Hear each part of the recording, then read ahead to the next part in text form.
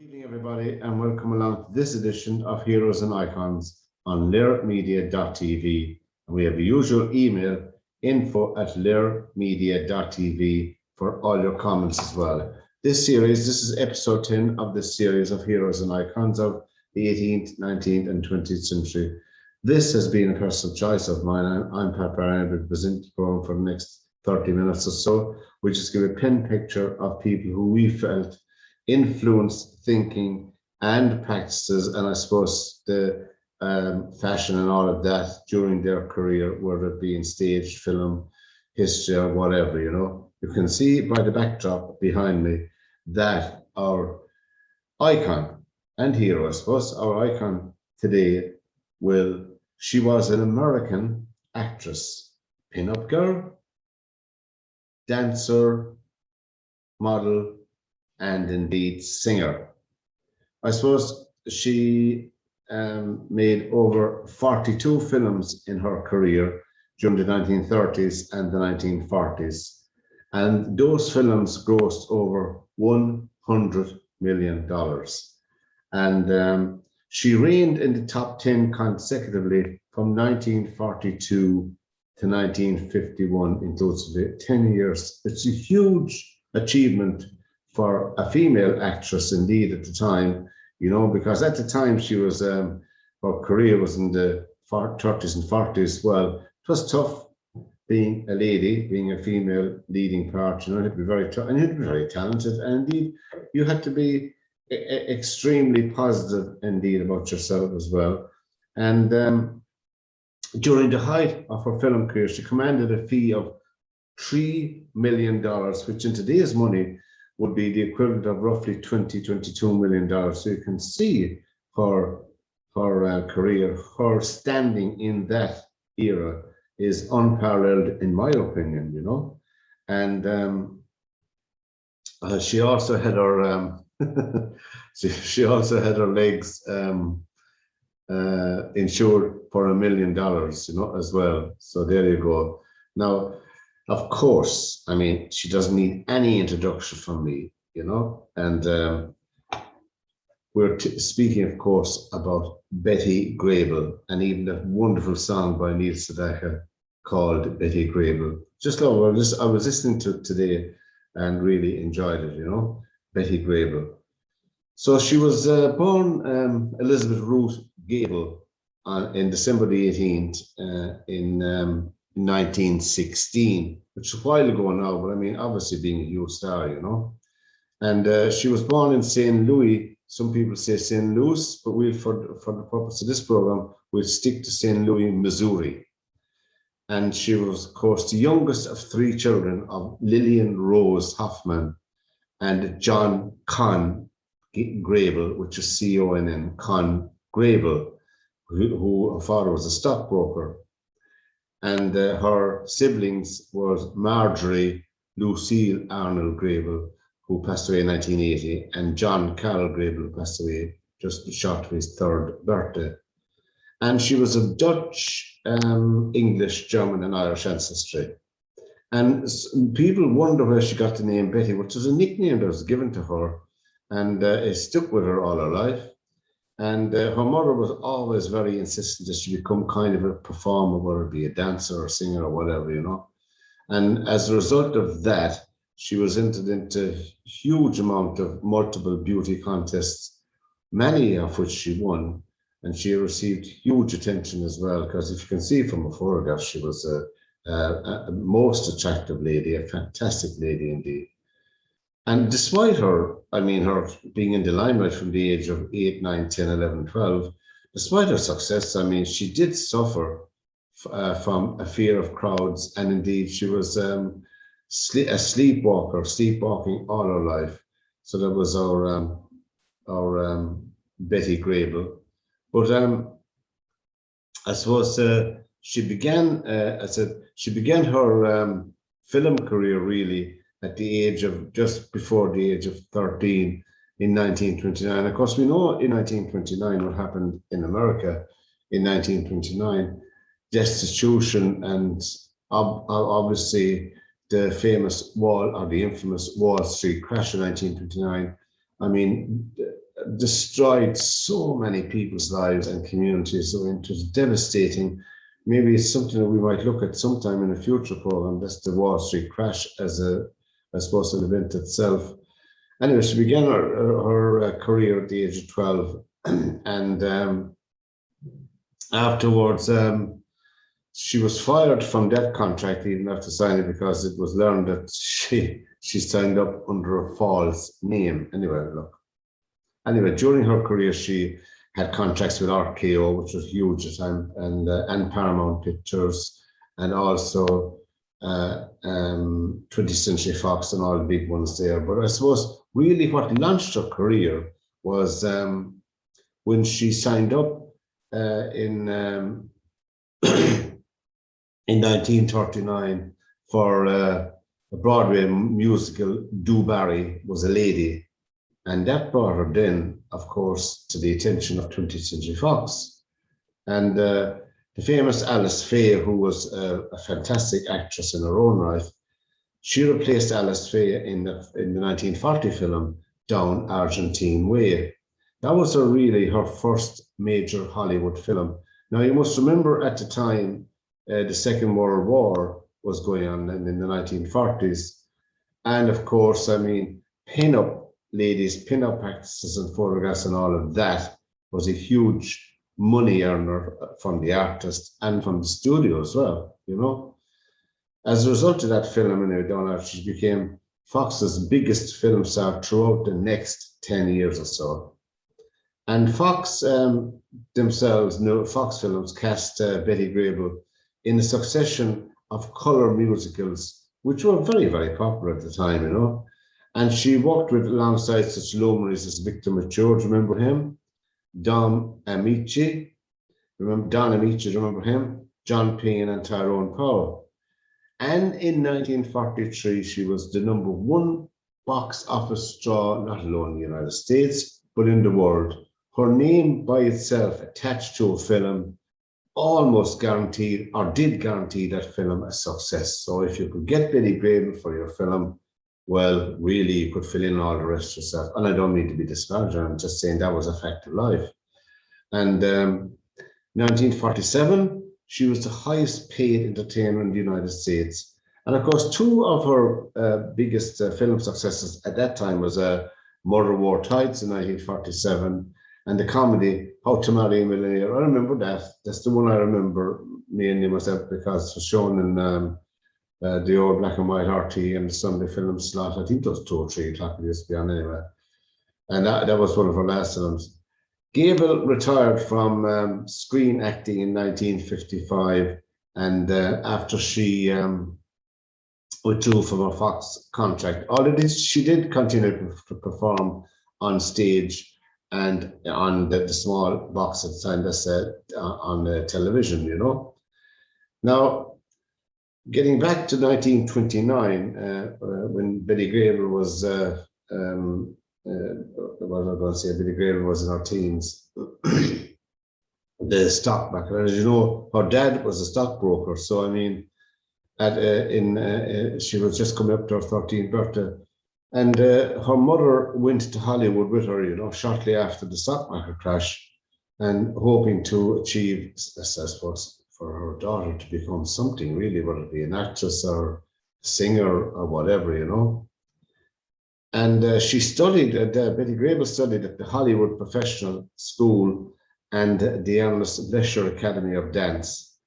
And to get her daughter jobs, Lillian Grable, that's mother, well, lied about her daughter's age. I think really that's not such a big thing. I'm not dismissing it. Of course, it's a big thing, but I mean, obviously, an awful lot of mums and dads did that so that help get their daughter or son a leg up into the profession. So she read claiming that her daughter was 15, and they had to be that time to send around her photograph and her resume to producers and casting agents. And actually, that same year, she made an uncredited film debut as a chorus girl in the Fox Studios film Happy Days in 1929. As I said, she doesn't get accreditation, but if you look closely at the film, I was trying to find the clip today well, you'll want to look very closely, you know. Happy Days in 1929, I suppose that would be considered her first official part in films. Anyway, she got jobbed in the chorus line, Let's Go Places in 1930, and the new movie Torn Follies in 1930. And she became one of the original Golden Girls, that's the Samuel Golden Girls, along with Anne Southern, Virginia Bruce Teardot, and Paulette Goddard. Remember Paulette Goddard? Oh, she was a cracking actress herself. I remember Paulette Goddard. And of course, I mean, obviously then she was, I suppose, in the scene then. She was in the movies. She was known. She was getting known, well known, you know. And she got, obviously, she started off with all small parts in the movies, like with Whoopi, with Eddie Cantor, and all of that. And then she signed a contract with RKO in 1932. She signed a contract with RKO Radio Pictures, and she was assigned a succession of acting and singing and dancing. Because, I mean, if you're multi-talented, you'd always have work, you know. You'd always have work, as she did. And her first film for that studio, for RKO Pictures, was Probation. And that provided her really with her first credited film role. That was Probation 1932. And over the next couple of years, of course, she was then down to some minor roles again. And many of the films that she starred in as a minor role, some of them became quite well known and worldwide hits, like Cavalcade 1933. And of course, she received a larger role in, remember, The Gay Divorcee, cracking film as well, and Follow the Fleet, as 1934, 1936. And then after RKO, she moved along over to Paramount Pictures, and Paramount really didn't see they had much for her, so they lent her, which a lot of the studios did for fees and all of that. They lent her out to 20th Century Fox to co-star in Big Skin Parade, which first exposed Grable to the public, really in a big way. Despite the studio's efforts to introduce Grable to the mainstream media, her performance was overlooked by audience and critics in favour of the newcomer, Judy Garland. And then when Grable returned to Paramount, she began a new phase in her career. The studio began casting her in a series of, college-aimed movies, which were very big at the time, you know. The majority of the time she was playing a naive student, really, at role, but really she rose to the challenge and indeed was very successful. Now, these films included This Way Please, College Swing, and all of that, you know. But those films did, obviously, she learned her craft the hard way. She learned to take the knocks, she learned to take the criticisms, and really she was building up a resume going along as well, getting to know more and more people. And of course, more and more people were getting to know her as well, you know. And in 1939, Betty Grable appeared opposite her then husband, who she married at the time, Jackie Coogan, in appropriately titled $1 Million Legs. Now, any of you see Betty Grable's legs, well, you know why they were called $1 Million Legs. She actually had them insured for $1 million anyway. The film didn't really become a hit that the studio had hoped that it would be. And then Grable decided, look, she really was getting, I think at that stage, she had in her head in 1939, going to leave Hollywood and, you know, probably go back to St. Louis, Missouri, and just, you know, do the rounds of dancing and singing and, I don't know, what would you call it, cabaret clubs, do the clubs life really, and make a decent living of that. However, actually, she changed her mind and she decided to give Broadway a shot.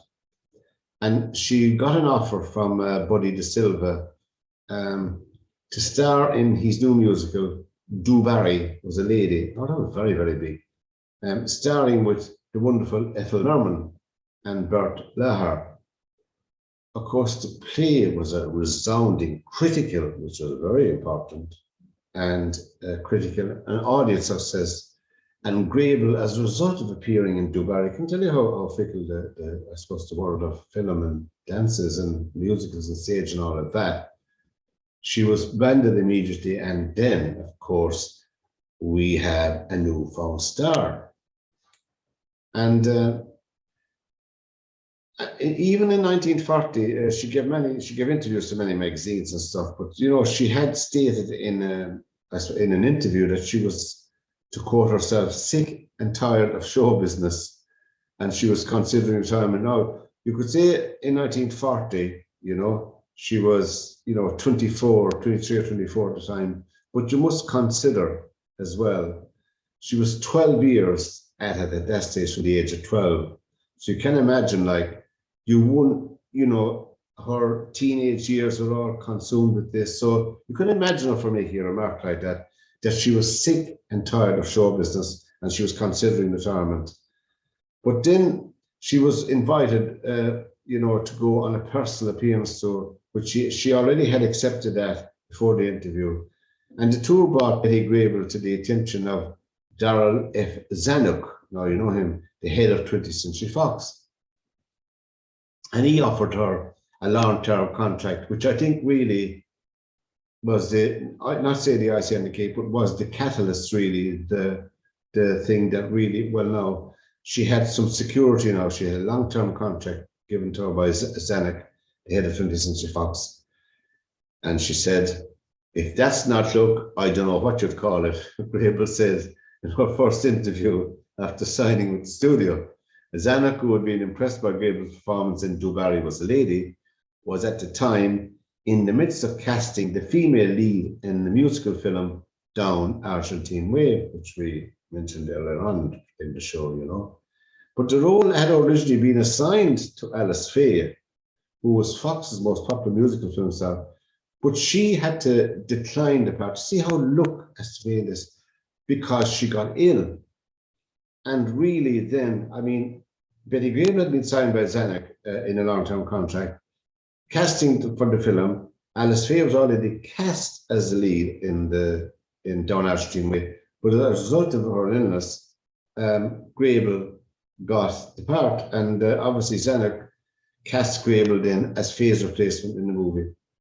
And it was a big, grandiose, lavish, technicolor musical, and it co-starred Don Amici and Carmen Miranda, the wonderful Carmen Miranda, if some of you who are my vintage rower remember it. Now, Gable's performance of the song Down Argentine Way, you have to get the clip out yourself and have a look. You have to do a bit of work as well, you know. It's considered by many as, I suppose, one of the highlights of the film. Anyway, really, we're not going to go through every single film. Obviously, wouldn't have time to do so. As I said, she had 42 of them, you know. And it was a huge critical and box office success at the time. And many critics, they were really, they made you or broke you, you know, your careers, you know, which was unfair in a way, but anyway. And many critics proclaimed Betty Grable, to be the successor to Alice Faye. And then, of course, as a result of that success, she was cast in Tin Pan Alley, co-starring the wonderful Faye as well, as two sisters, as Betty Grable and Faye. And I mean, there was then rumors began that there was a rivalry between them and all, but both actresses got on very, very well. And there was never any rivalry, you know. Maybe a bit here and there, but I know certainly no feud, as was reported. There's no feud ever between them. I can't see anything myself in the bit of research I did anyway, you know. The two of them remained firm friends until Betty Grable's own death. And she was then cast in Moon Over Miami in 1941. But look, her career, obviously then, absolutely, she was everywhere, you know. Pin-up posters, the darling of the 1943. There was a wonderful collaboration with the well-known photographer at the time, Frank Poloni, for a regular studio. During the shoot, she took several shots in a tight one-piece bathing suit. Now, one of those poses consisted of Betty Grable with her back to the camera and she looking back over her right shoulder. And people wonder how that came about, you know. And Grable's being, one particular pose consists of Grable's back and just quoting, you know, the camera as she playfully smiled looking over her right shoulder. Now, the reason for this pose people didn't know at the time was that she was, in fact, several months pregnant with her first child. So there you go. Was a touch of genius on her part. That is one of the most iconic poses in 1943. And certainly even up to today, you still have to pay for that particular poster or the photograph if you want to buy it, you know. So really, that was 1943, a long time ago, you know. And of course, then, I mean, parallel to this now, her star was very much established as an actress, as a powerful actress, as a box office success, as a critical success. Parallel to that, then, was her pin-up her pin-up status as well, and selling the merchandise associated with that. You know, I mean, Zanuck then was looking around, was looking at Betty Grable, what kind of roles and what kind of films would he have her, he wanted her to appear in films. He suggested many, but Grable, as a result of her own insecurities as well as anything else, she was song and dance, and she was more comfortable with that. I'm not saying she couldn't do anything else. I don't know, but I mean, she felt that herself inwardly that would be, she wouldn't be able for it, you know.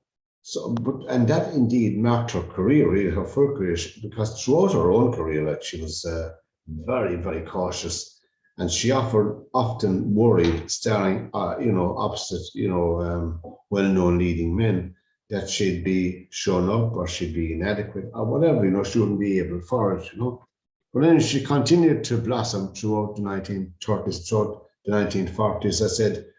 I said her 42 films, you cannot go through them all. That was give you a flavor of what you have, Now, she'd been placed in the top 10 in money-making stars poll every year, as we mentioned earlier on, from 1942 to 51, and we know that. Now, Fox became then concerned because, I mean, obviously they were paying her a lot of money, and you have to generate an income from your star as well, because they were a commodity. That was your star. That's how you generate income, by paying them a big salary, and then they had to perform to match that salary somewhat. Now, Darryl Zanuck had the film Wabash Avenue in 1950. He really, I suppose you could say, he tailored the film. He tailored the film to fit Betty Grable's talents. And the film's plot closely followed the story of Grable's earlier hit, which was Coney Island, 1943.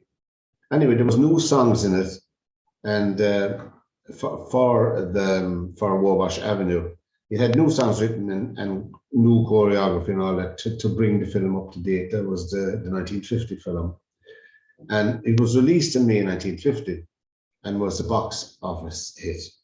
And her following film, My Blue Heaven, I think Dan, what's his name, being controversial, but I think, what's his name, oh God, Frank Sinatra had a wonderful version of that song, My Blue Heaven. And she teamed up again with Dan Daly. And that was a box office success as well financially. And she really, in the 1950s, I mean, Gable was searching for, I suppose, in the 1950s, I suppose, there's a time when you get fed up making the same films all the time as well, it's only a human thing. So she had no luck in trying to branch out, when she felt she should. And she then reluctantly, I mean, she made a film called Me Mister with Dan Daly.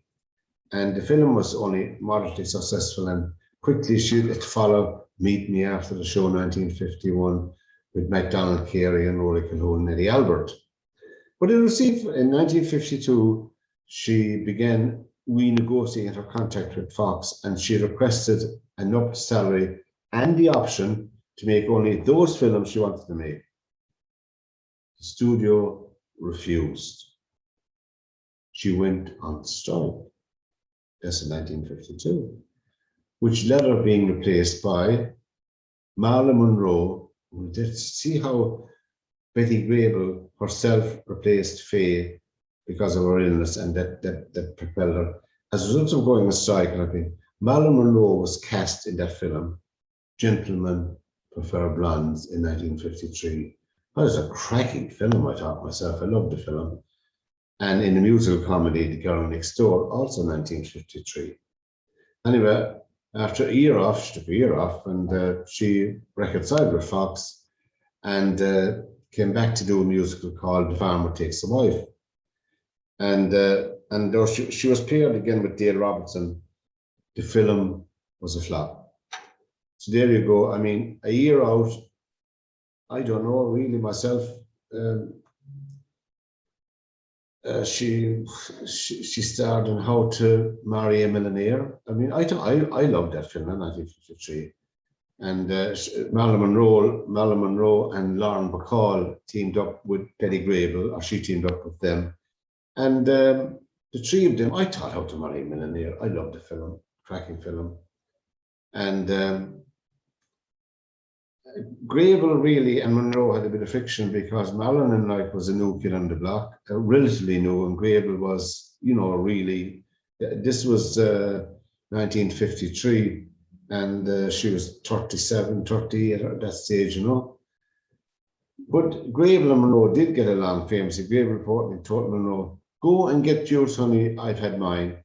And of course, How to Marry a Millionaire was a big box office triumph from release, grossing an estimated $8 million in 1953. Anyway, then she refused a leading role in Irving Berlin's There's No Business Like Show Business. And again, she was suspended from her contract. And then she appeared in her first film, then made away from Fox in over 15 years, really, in Tree for a Show for Columbia Pictures. And she was paired up with Jack Lemmon and Marge and Gower Champion.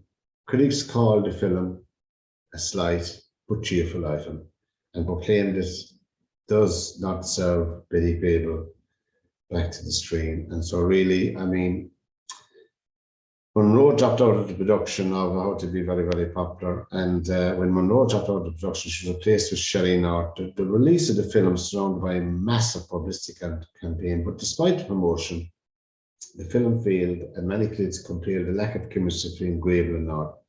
It was, however, a box office hit, earning more than $3.7 million. And it proved to be Betty Grable's final film appearance. And in 1955, she did attempt to return to acting for Samuel Goldwyn's film version of Guys and Dolls, but she opted to play the role of Miss Adelaide, but was passed over in favor of Vivian Blaine, who had played the role on Broadway. So she then officially, when she was passed over for the Guys and Dolls part in 1955, she then officially retired from motion picture acting, all of that, And she, I suppose, after that, she found a new career starring in her own act in Las Vegas hotels. I mean, an awful lot of stars, when you think about it down through the years, like the famous Rat Pack, going back into the 60s, Betty Grable before that, Doris Day, of course, found fame in Las Vegas. Presley himself did a huge amount of business in Las Vegas as well.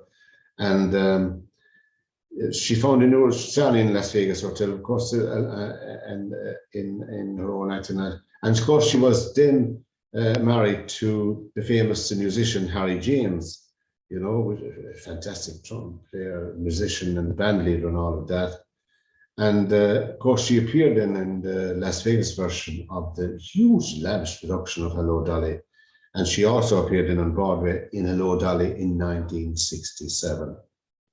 Now, Grable, of course, before we finish with Betty Grable, she married the former child actor Jackie Coogan in 1937, but she divorced him in 1939 when she came to realize that he only wanted to marry her for her money to get out from under his own debts anyway.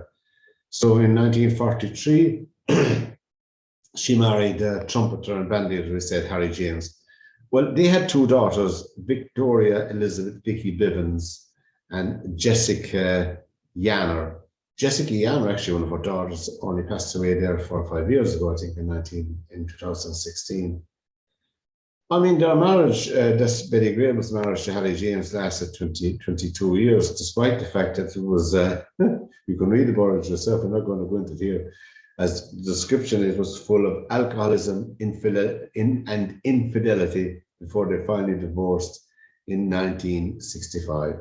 Of course, then Betty Grable didn't get married again, but she was in a relationship with a dancer, Bob Remick, who was just 27 years younger than her, with whom she remained with him till her own death. And she was a Republican all her life, and she supported the campaign of Dwight D. Eisenhower. I remember those famous photographs in the rallies for Eisenhower in the 1952 presidential election, when she became president. That was Dwight D. Eisenhower. But a lot of that, I think a lot of his success had to do down to his role in the Second World War as well, General Eisenhower, you know. And last anyway, Betty Grable herself, she died of lung cancer on July the 2nd, 1973, at the age of 56 in Santa Monica, California. Very, very young age, you know. And her funeral was held a couple of days later. Obviously, it was attended by her ex-husband, Harry James, and a lot of the Hollywood stars, too numerous to mention, they were at it. Was the likes of Dorothy Lamour, Shirley Booth, Mitzi Gaynor, remember her? Johnny Ray, remember Johnny Ray? Don Ameche, Cesar Romero, George Raft, Alice Faye, of course, Dan Daly. And the ballad "I Had the Craziest Dream" from Springtime in the Rockies was played on the church organ during her funeral. And she's buried in Inglewood Park Cemetery in Inglewood, California. There was Betty Grable, who was a fantastic, I suppose, icon, hero to be looking at. And she has her own star on the Hollywood Walk of Fame. At people like this kind of stuff at 6525 Hollywood Boulevard. She also has a star on the St. Louis Walk of Fame. There you go now. And she was also inducted into the Hall of Famous Missourians. That was our own, or what I say our own, that was our beautiful Betty Grable. And her iconic pin-up image, just to finish, was named one of Time's 100 most influential photographs of all times. And she was included in the list of 100 photographs that changed the world by Life, that's the magazine. And of course, a few months after Betty Grable's death, Neil Sedaka wrote a song, Betty Grable, and it's included in his 1974 LP, Laughter in the Rain is the name of the LP, but the song is included in that. Really nice song. So that was our Heroes and Icons, episode 10, bringing to close this short series of Heroes and Icons on lairmedia.tv. And we have an email. If you have any suggestions for the new series we'll be starting later on Heroes and Icons, please email us in here and we'll be delighted to hear from you. Or if you want to come on and chat about your own hero and your own icon, you're more than welcome to participate as well. That was Betty Grable on Heroes and Icons today. But I suppose when considering any hero and icon, we cannot but cover a thumbnail of their career. But that was the wonderful Betty Grable. You can see over my shoulder there, you know, a stunning lady, a fantastic actress, and really blazed the trail in the 1930s and the 1940s for all actresses that came after her as well, and indeed negotiated hard as well on contracts, which was not an easy thing to do at the time. But from this edition of Heroes and Icons, from myself, Pat Barry, till we meet again, get all our programs up on our YouTube channel, Lair Media TV. Until we meet again, good evening and bye-bye now.